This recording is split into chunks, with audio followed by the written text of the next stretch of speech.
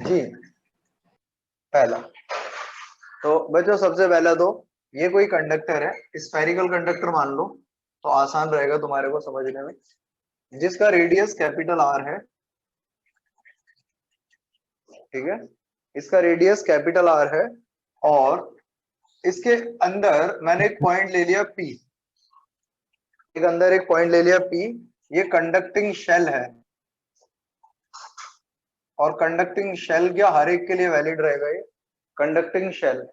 अब ये जो कंडक्टिंग शेल है इसके अंदर इलेक्ट्रिक फील्ड कितनी होती है? Electric field inside conductor is zero. Electric field inside a conductor is zero, ये सबको पता है। इलेक्ट्रिक फील्ड कंडक्टर के अंदर जीरो होती है, तो आपको ये भी पता होगा E is equal to magnitude wise अगर देखता हूं तो माइनस साइन हटा देता हूं, E is equal to d v by D r, ये भी सबको पता होना चाहिए। कंडक्टर के अंदर इलेक्ट्रिक फील्ड जीरो होती है, ये तो हमें पता है। तो अगर DV by D R is equal to zero हो गया, मतलब differentiation of potential with respect to R zero आ रहा है। इसका मतलब डिफरेंशिएशन किसका जीरो होता है? कांस्टेंट का। मतलब V मतलब पोटेंशियल कांस्टेंट रहा, पोटेंशियल कांस्टेंट रहेगा। मतलब चाहे आप पॉइंट सरफेस पे लो, जैसा कि मैं यहाँ पर ले रहा हूँ Q, और एक पॉइंट मैंने अंदर ले लिया, तो कंडक्टर के लिए पोटेंशियल सेम रहता है। तो पोटेंशियल ऑफ P बराबर होगा पोटेंशियल ऑफ Q, बराबर होगा Q by 4 pi epsilon not R। जितना पोटेंशियल कंडक्टर की सरफेस पर होता है उतना ही पोटेंशियल उसके अंदर हर एक पॉइंट पर होता है। याद रखोगे, कंडक्टर के अंदर इलेक्ट्रिक फील्ड जीरो होती है बट पोटेंशियल जीरो नहीं होता। पोटेंशियल उतना ही होता है जितना उसके सरफेस पर है। पहला पॉइंट इलेक्ट्रोस्टैटिक ऑफ कंडक्टर में। तो पोटेंशियल एट P बराबर है पोटेंशियल एट Q, बराबर है Q by 4 pi epsilon not R, लेकिन अंदर इलेक्ट्रिक फील्ड जीरो होगी। अंदर at every point of conductor potential remain same but electric field inside conductor is zero. सही है।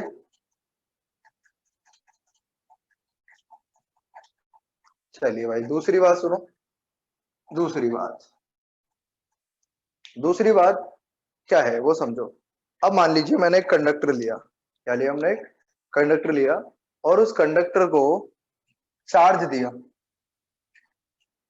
कैसे भी शेप ले लेता हूँ टेढ़ी मेढ़ी, ये कंडक्टर है। इस कंडक्टर को चार्ज दिया मैंने, तो क्या होगा देखना। अगर मैंने इसको चार्ज दिया प्लस का Q अंदर, है ना, तो होगा क्या? टॉपिक लिख देता हूं पहले। No charge reside inside conductor. Conductor के अंदर कोई भी चार्ज नहीं रुकता। क्यों नहीं रुकता वो देख लो। अब सुनो, अगर ये मैंने पॉजिटिव चार्ज इसको दिया तो इसकी इनर सरफेस पे नेगेटिव आ जाएगा। इनर सरफेस पे कैसा आ जाएगा? नेगेटिव। और इनर पे नेगेटिव आ गया तो बाहर कैसा आ जाएगा? पॉजिटिव। ऐसे चला जाता है। अगर मैंने इसको अंदर पॉजिटिव चार्ज दिया तो इनर सरफेस पे नेगेटिव आ जाएगा और आउटर पे पॉजिटिव आ जाएगा। अब अगर आप यहाँ पर एक छोटी सी गॉसियन सरफेस बनाए, कहां पर? Just outside. जस्ट आउटसाइड अगर एक मैं क्या बना देता हूँ? Gaussian surface. देखो थोड़ा सा गैप देके दिखा रहा हूं मैं ताकि आपको दिख जाए। जस्ट आउटसाइड मैंने गॉसियन सरफेस बना दी, बना दी यहाँ पर जस्ट आउटसाइड। ठीक है, और मैंने गॉस थ्योरम लगा दी, E D S cos theta बराबर Q by epsilon naught. E electric field zero होती है कंडक्टर के अंदर, तो ये पार्ट तो जीरो हो गया, बचा कितना? Q by epsilon not. ये इधर आ जाएगा तो क्यू बराबर कितना आ गया? जीरो। क्यू कौन सा चार्ज है? Charge inside Gaussian surface. Gaussian surface. तो गॉसियन सरफेस के अंदर कितना चार्ज रहा? जीरो रहा। और हमने जो गॉसियन सरफेस बनाई है जस्ट आउटसाइड बनाइए। इसका मतलब जो एरिया गॉसियन सरफेस का है वही हमारी मेटल का है। बोलो भाई बोलो।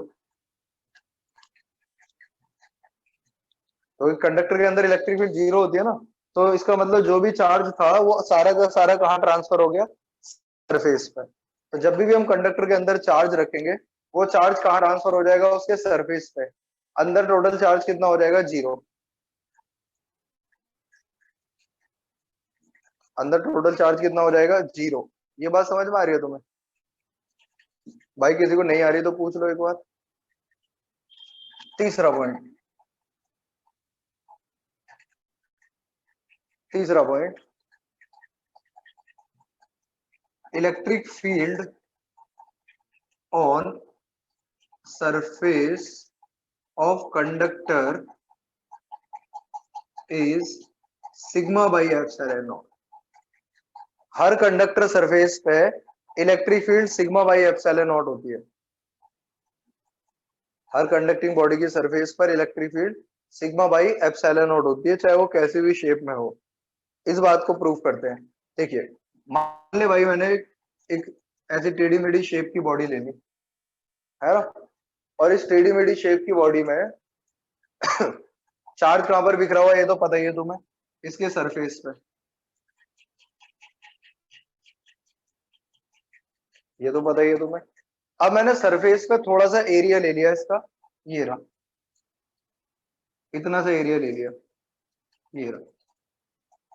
अब इस सरफेस पे मैंने गॉसियन सरफेस बनाई, और गॉसियन सरफेस बना देते हैं देखो ऐसे, सिलेंड्रिकल।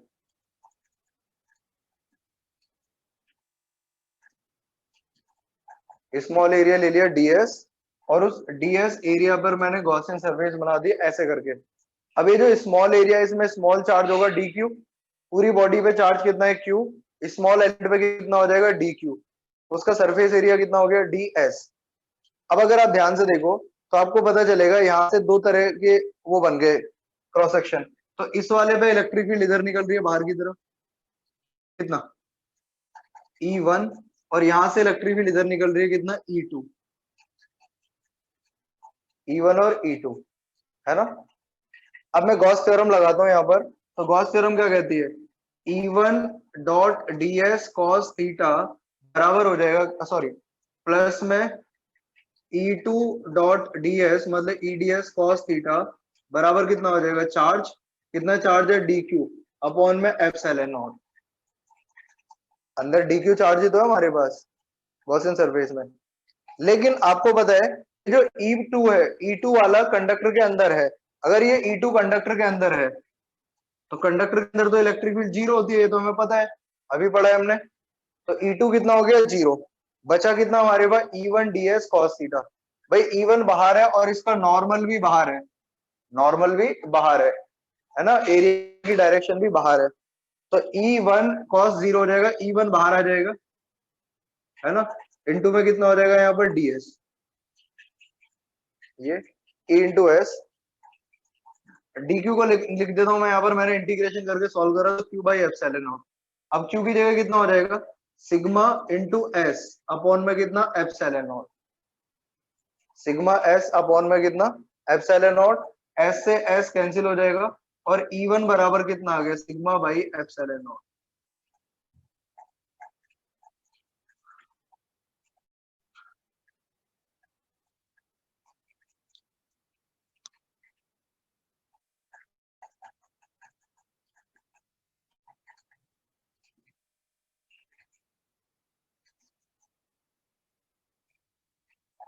बोलो भाई। कंडक्टर के सरफेस पे हर एक पॉइंट पर electric field sigma by epsilon not होगी। तो E1 वाली निकली हमारे पास, E2 वाली जीरो हो जाएगी। हर कंडक्टर के लिए यही सिचुएशन है।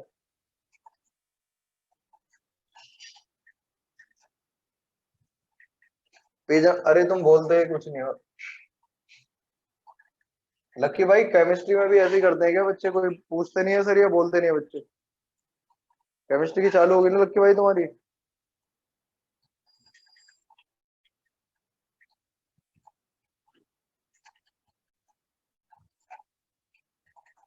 चलो, पेज नंबर 5 स्क्रीनशॉट ले लो इसका। तीन बातें याद रखनी है, ये तीनों पॉइंट याद रखने हैं। कंडक्टर के अंदर इलेक्ट्रिक फील्ड जीरो होती है, पोटेंशियल कांस्टेंट होता है। कंडक्टर के अंदर कोई चार्ज नहीं रुकता। कंडक्टर की सरफेस पे electric field sigma by epsilon naught होती है। प्रणव आज वाली क्लास अभी मैं बताता हूँ यार, 2 मिनट रुक जा। प्रणव अब फाइनल हो जाएगा, कोई नहीं। मैंने सुबह बैच नहीं लिया ना, सुबह बैच नहीं ले पा रहा यार। वो ना रात को दवाई खा ली मैंने, दवाई खा लेता हूँ तो बहुत तगड़ी नींद आ जाती है यार। 4 4 एंटीबायोटिक खानी पड़ रही है। पहले तो आती नहीं नींद 1:30 2 बजे तक, और फिर आती है तो ऐसी आती है कि खुलने का ही मन नहीं करता। अरे वो गले में गांठ ठीक नहीं हो रही मेरे, अब मैं सेंट स्टीफन जाने की सोच रहा हूँ।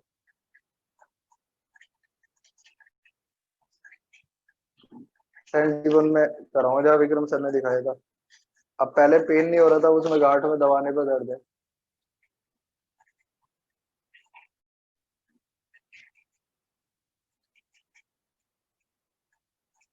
ना ना, हो गया क्या? सुबह भी खा लेता हूँ तो ऐसी रहती है आंखें, दोनों टाइम खानी पड़ रही है, इतनी हैवी हैवी गोली है, पता नहीं। हाँ मैं बता दूंगा। अब इफ्रा है ना, एक टाइमिंग कर देते हैं शाम का। साफ कर दूं?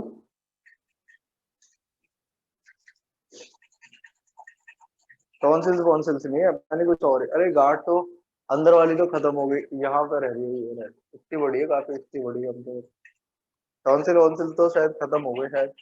टॉन्सिल था यानी क्या था, वो तो खत्म हो गया, तभी तो बोल पा रहा हूँ। टीचर नॉड्यूल्स तो नहीं हुए, वो अलग होता है उसका, फिर टीचर नॉड्यूल का तो वो कराना पड़ता है, ऑपरेशन ही होगा, उसका सर्जरी होती है। टीचर नॉड्यूल जो होता है ना, वो तो परमानेंट सी वो हो जाता है उसमें, गला बैठ जाता है, आवाज ही नहीं निकलेगी गले से। मेरी तो निकल। टीचर नॉड्यूल का तो इलाज हो जाता है अच्छा खासा। ये गांठ हो रही है ना, मतलब ऊपर हो रही है, बिल्कुल सांस की नली में, कहीं ऐसा होते होते गांठ इधर बढ़ती गई, नली बंद, और भाई साहब सोते ही काम खराब। इसलिए भी डर लग रहा है थोड़ा सा, पर डर क्या, मान लो।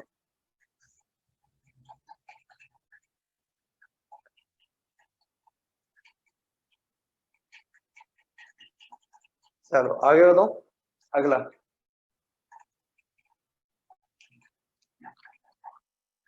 कितना? चौथा पॉइंट है ना।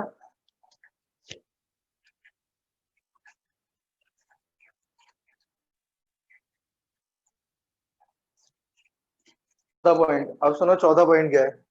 चौथा पॉइंट ये है, इलेक्ट्रिक फील्ड लाइंस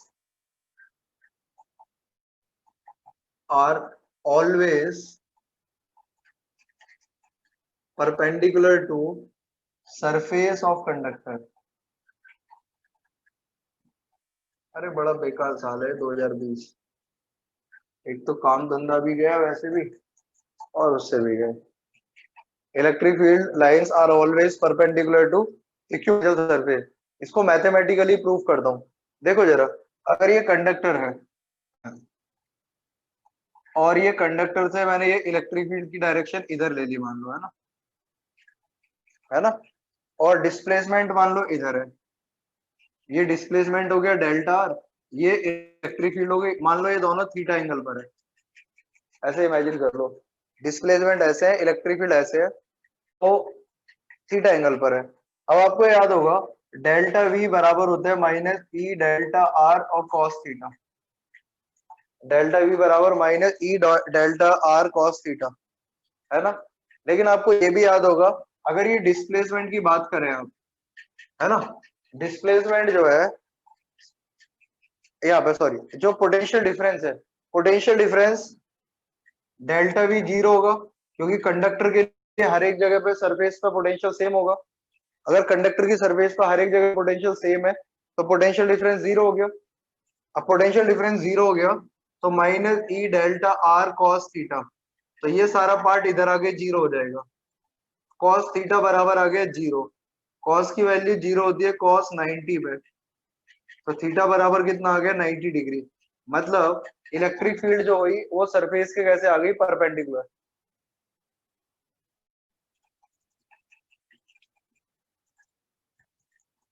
नहीं समझ में आया भाई, डिस्प्लेसमेंट सरफेस पे कराया मान लो, लेकिन पोटेंशियल डिफरेंस तो जीरो ही रहेगा ना, क्योंकि कंडक्टर की सरफेस पे हर एक जगह पोटेंशियल सेम होता है। अगर कंडक्टर के हर एक पॉइंट पर पोटेंशियल सेम है तो डिफरेंस जीरो हो गया, तो कॉस थीटा जीरो हो गया, मतलब थीटा 90 डिग्री हो गया भाई।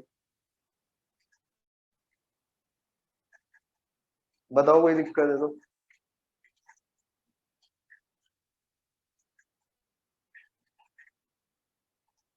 भाई कोई और भी बोलना चाहे बोल सकता है। लक्की भाई क्या बात कर दी तुमने, आज मेरा दिल वो हो गया, भावुक हो गया। अच्छा, अगला देखना, इलेक्ट्रोस्टैटिक शील्डिंग।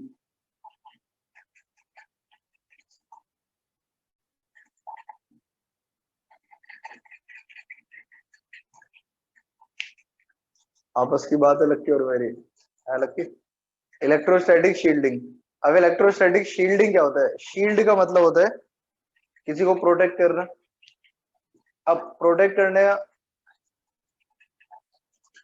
अब देखो, ये मेरे पास एक मेटल है, एक सॉलिड मेटल है, एक सॉलिड मेटल है। इस सॉलिड मेटल में से आपने ये कैविटी बना दी इसमें, ये पूरी मेटल है ना, ये कैविटी ऑफ मेटल है। अब कैविटी ऑफ मेटल है अगर, तो यहाँ पर क्या होगा, आप अगर मान लो यहाँ पर चार्ज देते हैं इसको, कितना भी चार्ज दे, सारे का सारा चार्ज कहाँ पर एक्यूमुलेट हो जाएगा, इसके सरफेस पे।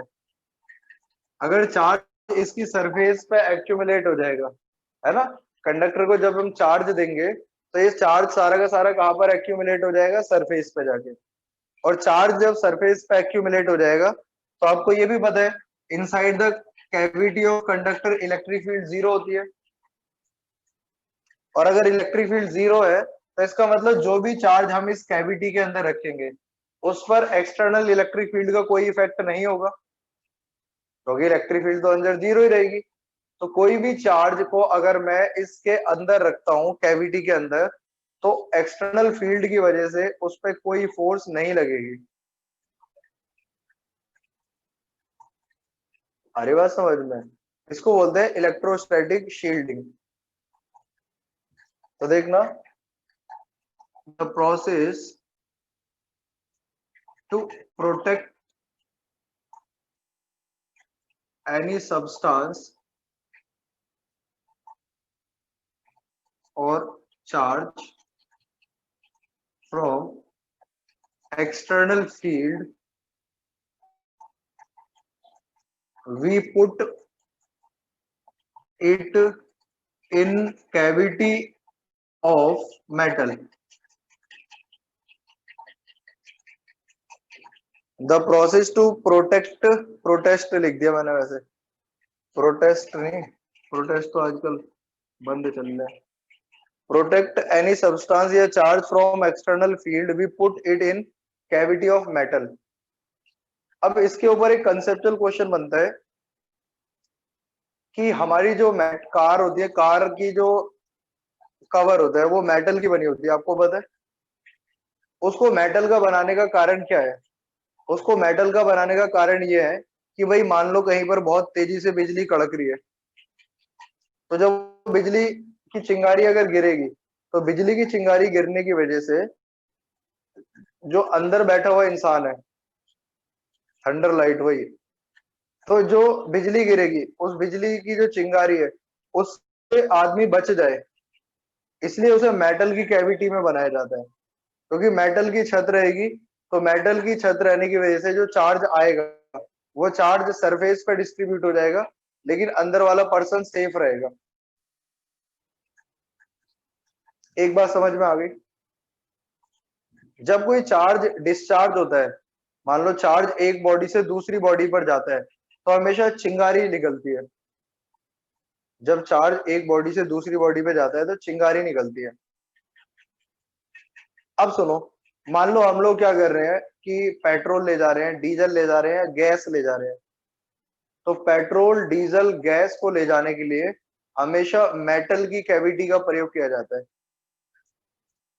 मेटल की कैविटी क्यों? क्योंकि मेटल की कैविटी में अंदर इलेक्ट्रिक फील्ड जीरो होगी और कोई स्पार्क नहीं होगा।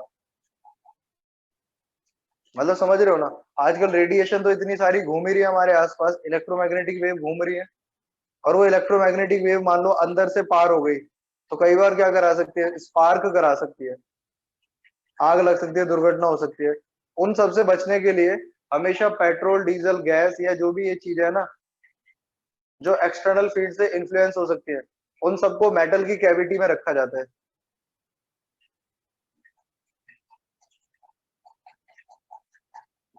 नहीं समझेगा मेरी बात? तो मेटल की कैविटी में रखने का यही फायदा होता है, क्योंकि मेटल की कैविटी में इलेक्ट्रिक फील्ड नहीं होगी, इसलिए चिंगारी वगैरह से बचा रहेगा और आग नहीं लगती अंदर। हमारी पेट्रोल की टंकी भी जो है ना, मेटल की बनाई जाती है। मेटल की बनाने का रीजन यही है कि मान लो कहीं से स्पार्क वगैरह, कोई एक्सटर्नल फील्ड, कोई एक्सटर्नल रेडिएशन ही आ जाए हाई फ्रीक्वेंसी वाली, तो कई बार आग लग जाती है। कई बार ऐसा नहीं सुनते आप, मोबाइल चला रहा था बंदा पेट्रोल पंप पे, आग लग गई। नहीं देखा तुमने ऐसे? मैंने तो ये सुना है कि लिखा हुआ देखा है, जली तो नहीं है किसी की गाड़ी मेरे आगे, पर लिखा रहता है कि गैस डलवाते समय, पेट्रोल डलवाते समय अपने मोबाइल का प्रयोग ना करें। अब ऐसा नहीं है कि मोबाइल का प्रयोग करने से तुम उसकी वीडियो रिकॉर्डिंग कर लोगे कि ये तेल कम दे रहा है। दिवांशु भाई, साइकिल में नहीं दिखेगा। कभी पेट्रोल पंप पे जाओ, तो पेट्रोल पंप पे जाओगे ना दिवांशु भाई, तब दिखेगा। अब साइकिल में कहाँ जाओगे तुम पेट्रोल पंप पे? बाइक खरीदो पहले। ठीक है दिवांशु भाई? तो पेट्रोल पंप पे, वैष्णवी पेट्रोल पंप पे जाओ कभी ना, तो वहां लिखा रहता है कि गैस भराते समय या फिर पेट्रोल डलवाते समय कृपया अपना मोबाइल स्विच ऑफ रखें, वो मोबाइल का प्रयोग ना करें।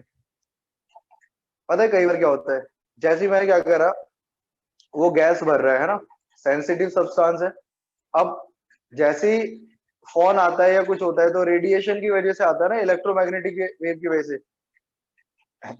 अब फोन जो आएगा, ऐसा तो है नहीं ना फोन में कि अपने आप ही चलता है, रेडिएशन चलती है ना एक जगह से दूसरी जगह तक। अब वो जो फोन से निकलने वाली रेडिएशन है, फोन से निकलने वाली रेडिएशन है या फोन से निकलने वाली जो इलेक्ट्रिक फील्ड है, वो इलेक्ट्रिक फील्ड कभी कभी स्पार्क करा देती है सम केसेस में, तो बहुत हाई फ्रीक्वेंसी आ जाए तो। मेरे को ऐसा लगता है कि कई बार क्या होता है, जो फोन से निकलने वाली रेडिएशन है या फोन पर आने वाली रेडिएशन है, मोबाइल को यूज करने के दौरान और पेट्रोल भरवाते समय, गैस भरवाते समय, गैस के केसेस में तो बिल्कुल ही नहीं करते, है ना, लिख देते हैं वहां पर बीड़ी सिगरेट और क्या कहते हैं, मोबाइल का यूज ना करें गैस भरवाते समय। तो उसका रीजन यही होता है, क्योंकि मान लो इलेक्ट्रोमैग्नेटिक वेव जो आएगी ना, है ना, रेडियो वेव जो है, उसकी वजह से स्पार्क हो जाता है, कई बार आग लग जाती है। इस वजह से वो कहते हैं भैया मोबाइल अपना जेब में रखो, मोबाइल का यूज मत करो।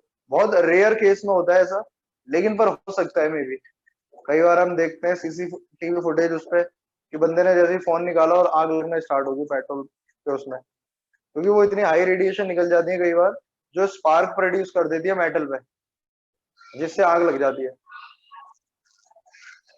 जब हम मोबाइल का प्रयोग करते हैं तो हमारे सराउंडिंग में बहुत अच्छी फ्रीक्वेंसी वाली रेडिएशन होती है। कान पे बोलते नहीं कई बार, कान पे ज्यादा फोन यूज मत करो, कान पे फोन मत लगाओ, है ना, ज्यादा फोन पे बातें मत करो, है ना, ये सब बातें सुना होगा तुमने कभी। तो बताते नहीं आजकल, डॉक्टर बताते हैं ज्यादा फोन का यूज नहीं करना चाहिए, क्योंकि ज्यादा फोन का यूज करने से तो रेडिएशन जो होती है वो दिमाग में जाती है, तो दिमाग में कई बार सर में दर्द रहता है, किसी किसी को कुछ होता है, तो ये सब रेडिएशन के कारण होता है।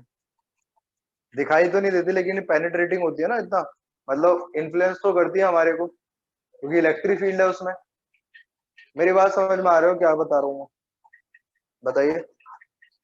तो इलेक्ट्रोस्टैटिक शील्डिंग का मतलब है किसी ऐसे सब्सटेंस को जो इलेक्ट्रिक फील्ड से अफेक्ट होता है, उसको वहां से प्रोटेक्ट करना है। तो हमेशा कैविटी के अंदर रख दो मेटल की, है ना।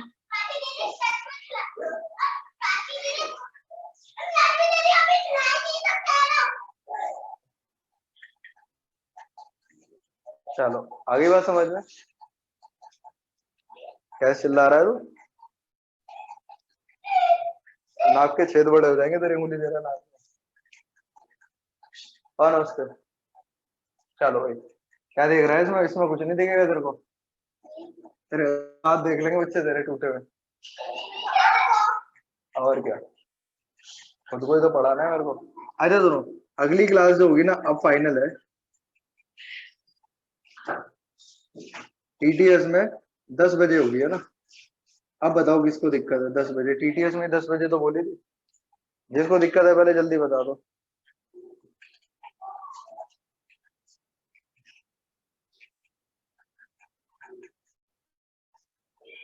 ठीक है, मतलब आज तो हो ही गई, परसों रात को होगी अब पक्का। अब कोई टाइम चेंज नहीं करूंगा मैं, है ना। ये फाइनल टाइम है अपना, रात को पढ़ेंगे तसल्ली से, एक्स्ट्रा टाइम भी मिल जाएगा हम लोगों को।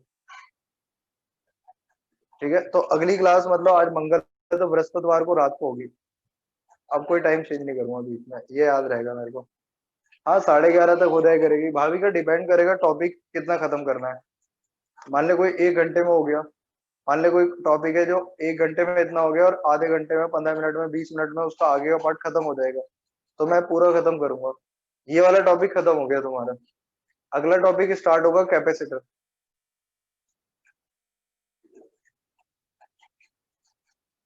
ठीक है, और जिसने फीस जमा नहीं करी वो फीस जमा करा दो। भाभी का नमस्ते, भाभी का नमस्ते, कार्तिक भाई नमस्ते। ठीक है, विपुल नमस्ते, सभी को नमस्ते। स्क्रीनशॉट ले लो इसकी।